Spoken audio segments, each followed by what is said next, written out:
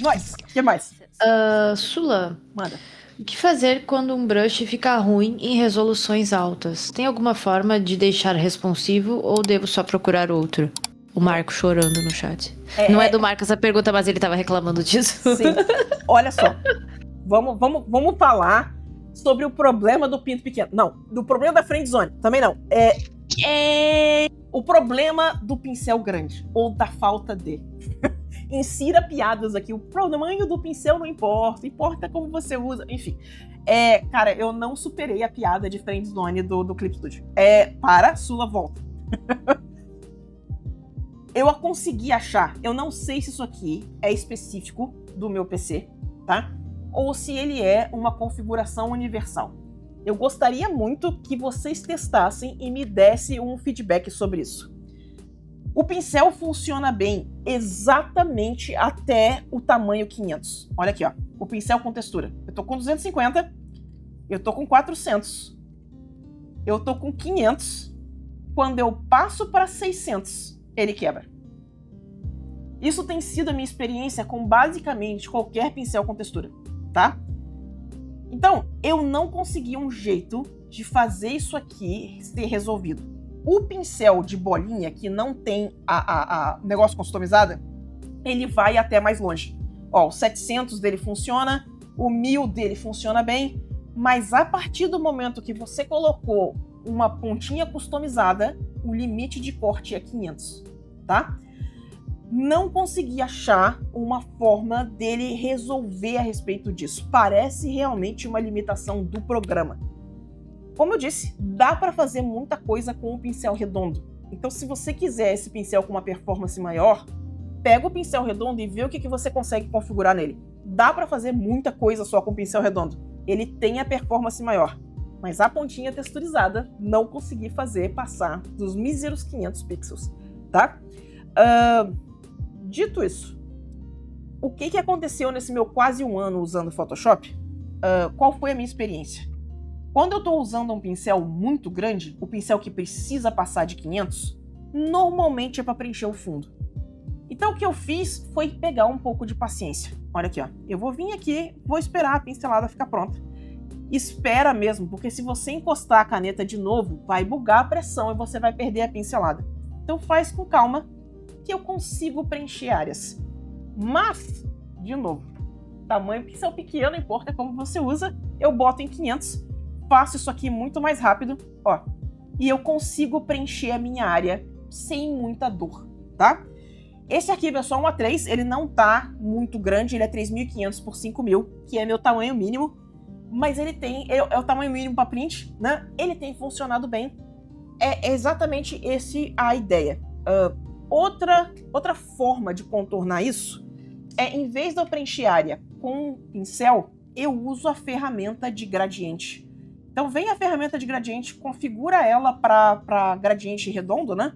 E, cara, ele funciona e ele vai preencher essas áreas maiores mais rápidos do que o pincel. E eu consigo umas gradações bem suaves com ele. Então, entre usar o pincel em 500 e usar a ferramenta de gradiente, eu tenho usado uma dessas duas soluções. Tem dado resultado, tá? Mas eu não consegui passar da limitação do pincel em 500. É 500 a marca de corte. Eu não sei exatamente se é uma limitação de programação, se é uma limitação de hardware. De novo, por isso estou pedindo para vocês testarem também. Me dá a sensação, se eu pegar o tabletzinho da XP Pen, né, e testar, o pincel vai começar a lagar num tamanho menor. Mas eu não testei. Então... Sula. Oi, testa e me conta. O quê? Tu tem um avião, Sula. Tu não tem um computador. É meio injusto, né? Sim. Se o teu computador laga no 500, o da galera vai lagar no 200. O meu laga no 600. O 500 ele tanca. Eu quero que vocês testem. Porque se for limitação de software, ele vai até 500 no de vocês também. Não, é tipo, cara... Olhem as configurações da Sula no FAQ. Gente, e quando eu montei o PC para trabalhar, eu não economizei. Não se assustem, é isso que eu vou falar. Não precisa de um PC igual o meu para trabalhar com isso, tá?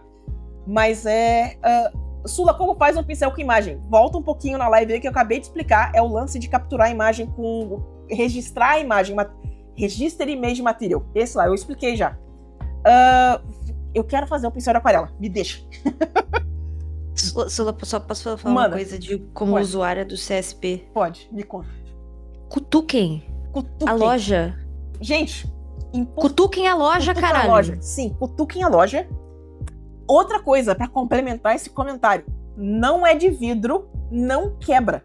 Se deu ruim, reseta. Reseta a configuração, reseta a interface, reinstala o pincel. Pronto. Mexe em tudo até quebrar, descobre como é que funciona. Não é de vidro. Vai fundo, tá? Obrigado. Que mais? Exato.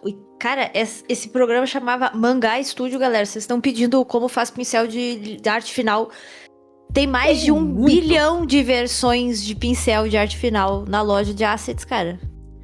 O Clip Studio, ele é um programa favorito dos mangakas. A gente tava falando do negócio de impressão e tal. Photoshop faz separação de semic muito bem. Mas as editoras japonesas, elas fazem as coisas do edição de impressão direto de dentro do Clip Studio. As editoras requerem que você use o Clip Studio para fechar arquivo para elas. Então, é um arquivo para você fazer arte final, para você fazer mangá, para você fazer linha. Ele é um programa poderosíssimo. Isso aqui que é a lojinha que a gente está comentando. Vocês vão vir aqui e vocês vão brincar de achar coisas. As texturinhas, os pincéis.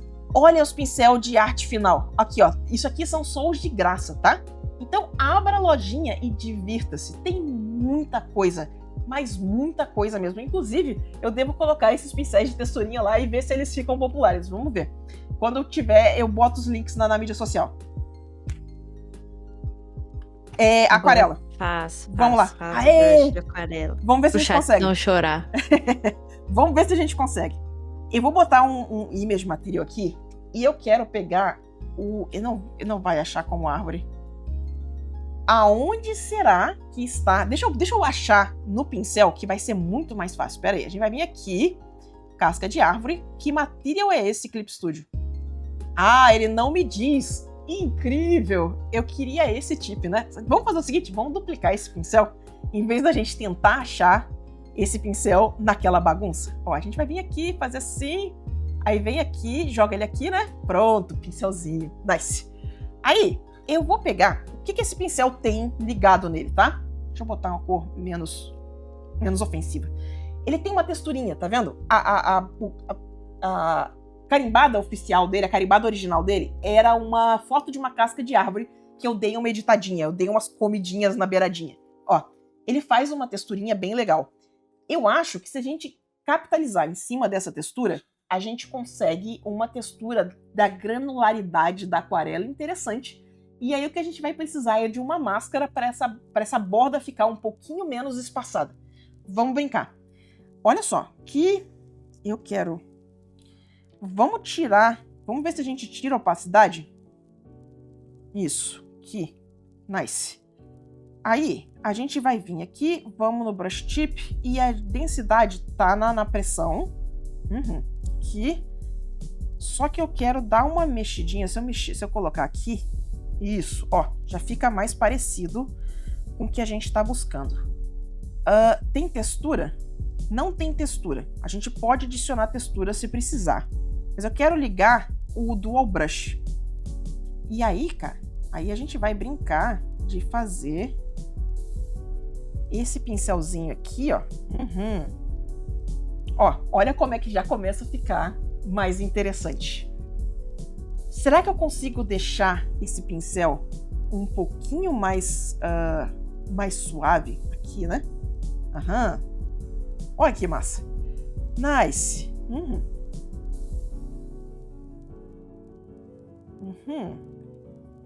Não sei se é exatamente um efeito de aquarela, mas eu começaria minha pintura de aquarela aqui e daria uma escurecidinha nas bordas. Falando nisso, deixa eu fazer uma tangente aqui. Vocês viram o efeito que a galera tava fazendo no lance do hard light e o outline? Será que a gente consegue brincar com isso? Pera aí. Pera.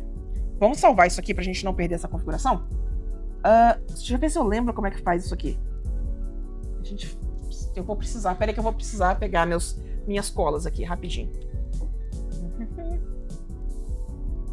Aqui, peraí. Não era esse. Você sabe onde é que eu vou pegar isso? Eu vou pegar lá no vídeo do Gui Freitas, que ele fez um vídeo sobre isso. Peraí. Nessa semana... Peraí, Gui. Peraí. Não faz barulho, não.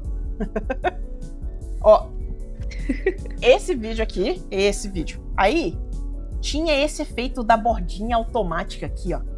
Deixa eu ver se eu lembro como é que faz esse setup aqui. Tá, é o layer em modo normal. E aí tem o layer com... Tá, vamos ver se a gente consegue. Ele tá normal, os dois. No tutorial que eu vi, ficava em hard light. Vamos brincar, peraí. Então a gente vai vir aqui. Eu acho que nem precisa.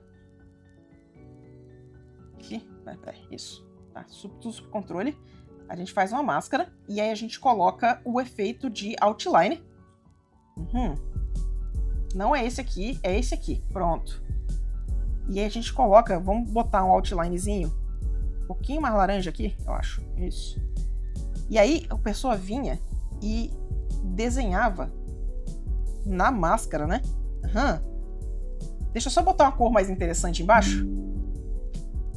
Eita, eu caí agora. Tá aí ainda, Lau? Eu tô. Tá. O OBS desconectou. Não. Foi, voltou. Pera, voltou. Tá tudo bem? Sim. O pessoal falou que voltou também. Tomou strike é ótimo, né? Calma, não toquei o vídeo dele. Tomar strike por meio segundo é sacanagem. Não, desconectou aqui mesmo. Voltou? Estabeleceu? Foi a conexão, não foi o PC. Vocês me respeitem. Boa. Tá, show. Então, olha que legal. A gente bota a corzinha mais clarinha embaixo. A gente faz o efeitinho aqui, ó. Não, pera. A gente vai vir na máscara. E a gente vai desenhar aqui, ó. E olha o efeito automático aparecendo. Olha que show essa transiçãozinha. Então, eu acho que pra gente brincar com o efeito de aquarela, dá pra gente brincar com esse efeito de borda. Eu tenho que organizar mentalmente para essas máscaras ficarem úteis. Mas eu adorei esse efeitinho de transição. Se a gente deixar esse efeito escuro, o que acontece? Olha que interessante. Aí eu vou vir aqui, vou fazer assim. E vou fazer bem de leve. Cara, eu tenho curtido demais esses efeitos de transição de cor automático.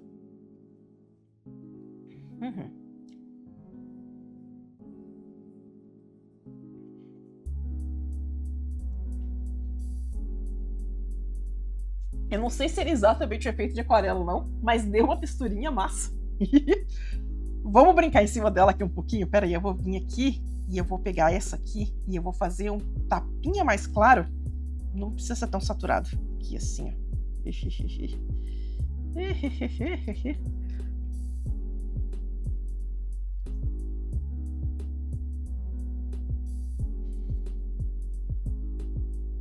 E eu acho que começa a ficar um efeito bem interessante.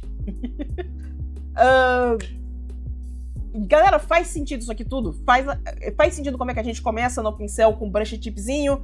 Como que a coisa vai... como que você vai configurando? Como que você junta esses efeitos todos? Como que o pincel vira borracha? Como que... Sim. Lembrando, tá? A gente falou um pouquinho do lance da mistura de cor. Quando eu tava falando da mistura de cor... Deixa eu tirar essa cor berrante daqui, peraí. Isso. Quando eu tava falando da mistura de cor, eu falei só da variação. Tem muito mais coisa do que só a variação, galera. Como no Clip Studio, tudo é uma ferramenta de brush, não tem, o Photoshop tem o Mixer Brush e o Brush separados, eles são duas ferramentas, né?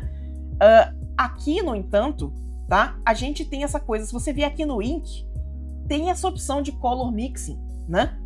Se você ligar o Color Mixing, ele começa a pegar a cor debaixo da pincelada e começa a fazer transição. E aí você junta isso com a textura e dá uns efeitos legais pra caramba, tá? Então, muita dessa robustez que tem em alguns pincéis, tipo o Krita, sabe?